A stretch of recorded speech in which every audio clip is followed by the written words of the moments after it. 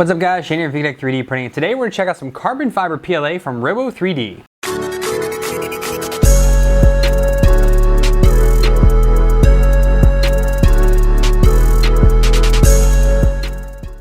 And welcome back guys. As I said, today we're looking at carbon fiber PLA from Robo3D. Now Robo3D filament is actually relatively expensive in my opinion. I think it goes for between $30 and $50 a roll. I think anything north of 30 for PLA, even carbon fiber PLA, unless it's like Protopasta, which is a known, like excellent high-end brand of filament, it's too much. Well, I actually picked this up on Black Friday for I think they were 50% off. So I think it was less than $20 for a roll of 1 kilogram of this. And I bought several other rolls that I'm doing in other videos. But I just thought, a lot of the Robo3D printer is a well-known, fairly good i3 machine, little expensive, but it looks nice, it performs well, and a lot of people like it. But I wanted to see how does their filament stack up. And so let's look at the box here. Super colorful. It's got a nice sticker on here with what it is, carbon fiber PLA, 1 kilogram. It has a nice, colorful, a lot of graphics on it. On the side it says they have PLA, ABS, wood PLA, and carbon fiber PLA. So that's all the materials that they carry. This is considered a specialty PLA. It's not their standard PLA or ABS. The other side's the same, so there's only really 2 sides. They mirror each other. Let's look at how this filament looks inside. All right, so this is the short, fat spools that I absolutely hate. But like I said, I really wanted to try it out. That's why I bought it. So look, it comes in a shrink-wrapped Ziploc bag, basically. So that makes reusing the bag awesome. The only other people that I know that do this is maker geeks. I wish this would become like standard for the 3D printing world. Okay, so one side silver, one side clear. We have a silica packet buried inside of here. That's the other hard thing. They put stuff in there. I mean, it's a tiny hole. All right, so here we go. It's wound very nicely. You can see that there. Just has the 2 stickers, Robo3D. Tells you it's carbon fiber PLA. It is a matte filament, so it's not shiny at all here. It doesn't have too much of a smell to it. Now, because this is carbon fiber, this is an abrasive material. So you're gonna need a hardened nozzle, because if you I'd probably say by the time you get through 1/3 of this, or maybe even 1/4 of it, your nozzle size is gonna be significantly larger than what it was when you first started. So you're really gonna wanna make sure that you use a hardened nozzle for this. And thankfully on my CR10 and the FT5 and the G-Tech all have hardened nozzles, so that won't be a problem for me to spit out some parts with this on all of those. Let's see how this actually is. I saw someone else try and see when they bend it, it just snaps. So this filament is a little older, but I mean it bends and then snaps, so I guess that's how it really should, being that it's PLA. But it is a little bit on the brittle side. I don't know if that's the carbon fiber to it, but yeah. Okay, so we're gonna throw this on printers, get a whole bunch of prints done, and hopefully this comes out well, because I have high hopes. First time using this, I really hope it works out well. But let's see how it does.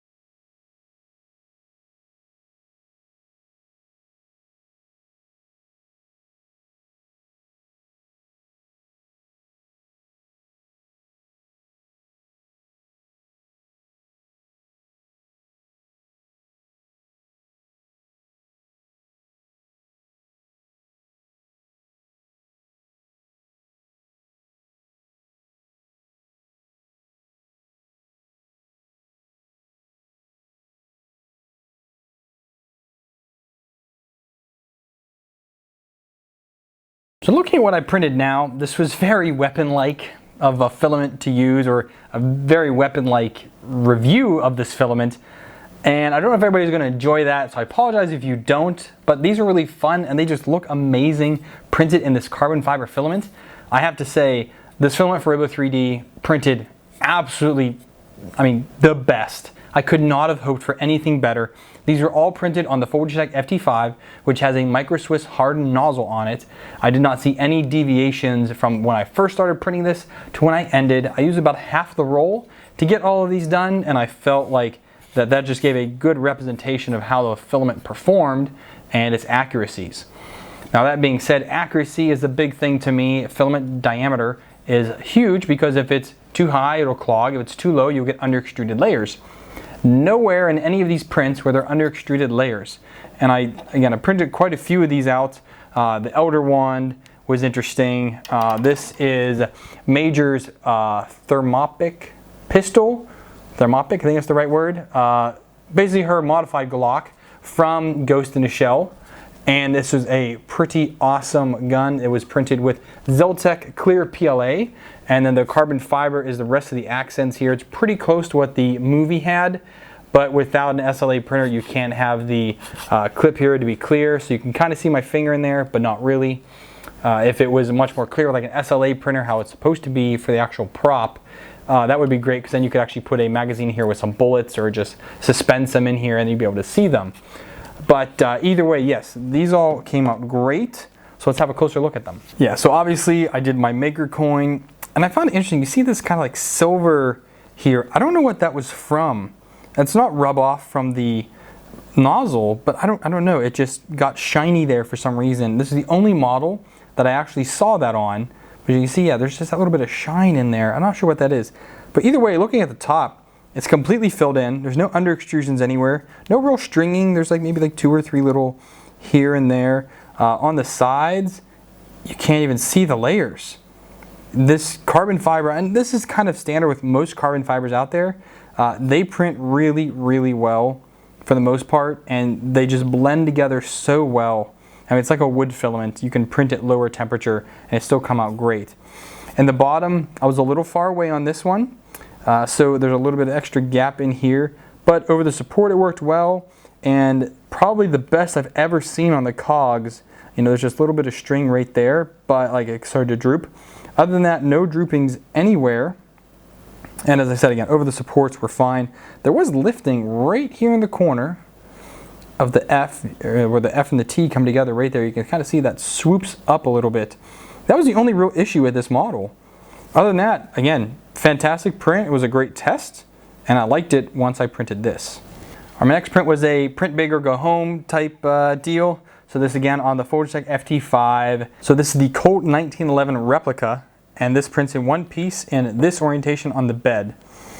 So it's the support is made in mesh mixer, so it has this kind of crazy little support underneath of it, which you could see in the time lapse how it builds that up, and you just end up with these dots on the very bottom. So what you can do is take, once you scrape these off and scrape them nice and flush, take a heated gun, or actually even a little bit of water, and you can go over top of these and they basically will disappear. A little bit of heat gun on there and it'll do great. But over top of those supports, a little bit of stringing, you know, little loose layers in there, but then it builds up very quickly and prints great. Again, a little bit of looseness here, but then once it keeps going, everything else just turns out great. There were no under extrusion in this model. This model was, I believe, 14 hours or 16 hours to print with a 15% infill. And again, as the layers are, they're not printed this way. They're on an angle, crawling cross-leg here. And you get a great result by printing a model that way. And again, this is fully size, so it's totally accurate model, which is really, really nice. I love seeing accurate models like that. Showed here another gun. This is, again, Major's thermo-optic, something like that, pistol. It's a modified Glock, and it's from the movie Ghost in a Shell. I love the movie. I think it's fantastic. The model was okay. I had to reprint this a few times to get it exactly how I wanted to, the clear, the Zeltec. It wasn't the filament's fault, it was just the way I was orienting it and how I was printing it.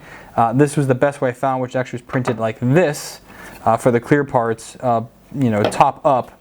And that came up the best and gave me the best results, very smooth. Again, if I put my finger in there, you can kind of see. So if I make some black 9mm cartridges and I kind of glue them in here somehow, you'll just see the outline of them a little bit. But I wish it was more clear, but that's really hard to do with MDM printer. Anyways, back to the model.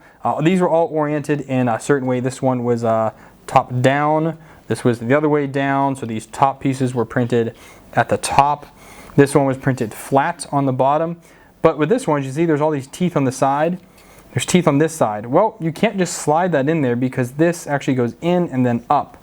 You can't do that. There's not enough clearance for all of these things. So I actually had to break off several of them on each side, get it fitted in there, and then push them in. Then there's these little 2 tabs that get printed here, and it's supposed to shore this up, but there's a big gap here. And that's a problem with the model. This was not sized properly from when it got exported from, looks like Fusion he made, or they used, and it just didn't line up properly. And the same thing back here. These are supposed to meet up right here on the back as well. They do not. So that's, again, a little problem with the model itself, and it's easily fixed by the guy that made it, but make sure it's on there tight all the way. Yeah, it's on there all the way tight. And it's a super tight fit, so he does need to work on his tolerances as well. But again, it turned out really, really nice. I liked it a lot, and it looks great. All right, now we'll go a little bit more fantasy weapon, and we have the Elder Wand.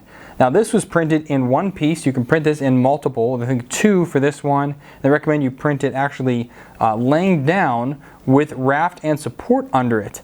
But this one, I stood it straight up, like so, and printed on the FT5, which it turned out really well. There was support on the bottom.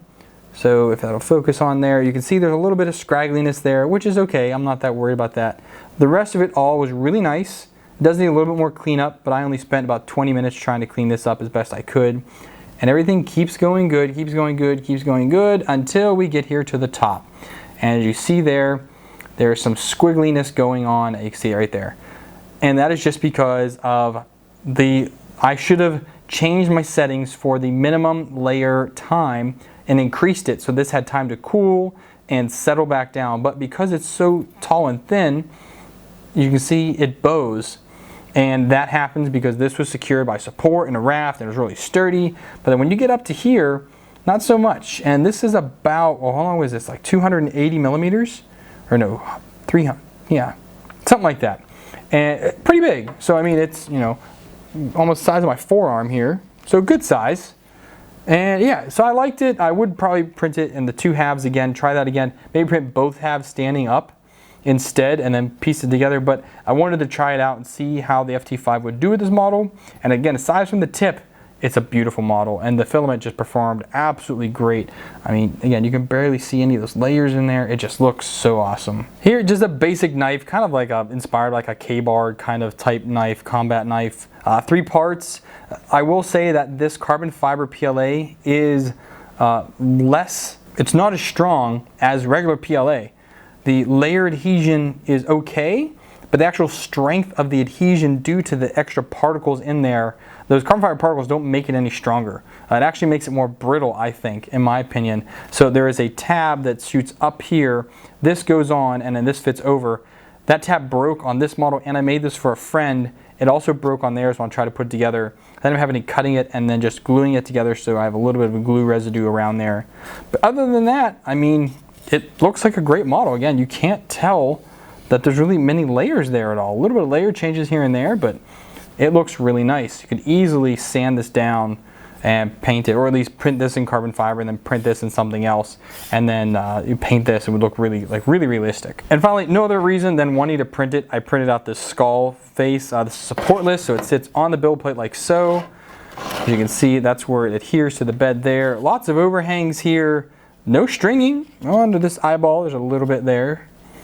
But yeah, aside from that, it's a pretty awesome model. It looks great. It freaks the heck out of my kids. I'm okay with that. But yeah, I like it, and painting this would look really awesome. So yeah, I mean, this is cool. I like it. The layers, again, carbon fiber PLA filament looks amazing. And I really wonder if, I thought it was just certain types that other people would use. When I bought this, I was like, let's see how this goes. Who knows how to be. But man, Robo3D, you guys have greatly impressed me with this filament. It prints beautifully. There's no real necessary to do anything. I mean, stock PLA settings, 200 degrees, and you're off to the races. It prints very similar to wood filament, so a little bit slower. I definitely had to use glue stick on the PEI to make sure this actually adhered well, and I dropped my first layer speed down to 20% just to ensure I got a real nice flat first layer. just because on those outer rings, when it starts the perimeters, they do have a tendency to come up a little bit, the first, let's say, 5 to 10 millimeters, and you don't want that at all. So slow it down, goes on the glue, sticks really well, and then it comes right off. So it turned out really, really nice. I like it. 2 disclaimers here. Number 1, if you guys are going to print any type of replica weapons, please do not take these out into public. There's a lot of issues in the States right now. I don't know if there's other countries, but there's a lot of issues going on around. I don't care how you are politically with the police. But if you do take one of these out, this is absolutely realistic. Please do not take it into public at all. These are just meant for you at home to kind of play with and have. If you do take it out anywhere, the tip is required to be painted orange. That is to show that it is not a real firearm. But in the dark, if you pull this on someone, they are going to think you have a weapon. So just be careful with that. I mean, this one, and as well as this, they look absolutely realistic. And if I was up against someone with this, I would also draw, because this looks very real. So please be careful with that. And lastly, I bought this filament with my own money. So Robo didn't send this to me. I bought it a while ago, like a Black Friday sale. It was about half price, which made it worthwhile. It was about $18, I think it was, for the roll. So you can't really argue with that when some of this stuff can be up to $40 for half a kilo, more or less a kilo. And this was a kilogram roll, and it worked out well. Again, about half the roll left. It went a long way for all these different parts. So I would definitely be printing future projects using this roll. Thank you guys for watching. If you liked the video, please give it a big thumbs up. If you didn't, thumbs down. Talk in the comments down below. I'd love to hear from you, whether you're for or against the video. Let me know how I did. If you want to support me, the biggest thing to do, hit that subscribe button and then hit that bell icon. That way you get an email notification anytime awesome new videos like this one come out. If you want to support me financially, down below is a Patreon link. Donate directly to me. Donate me $1 more. If you want me to help me out financially, down below me is going to be a Patreon link. Donate me $1 more. I greatly appreciate it. My current patrons, you guys are awesome as always. That money goes directly towards me here. I have a few goals listed on there of what I'm using the money for. If you want to support me without directly donating to me, you can use my affiliate links down below. I greatly appreciate you guys doing your daily shopping with that. And I will have a link to, if this is on Amazon, I'll put it there, but wherever else I find it, I'll put a link down below. You guys can purchase this filament if you like. I recommend it. So thank you guys so much for watching. Until next time, happy printing.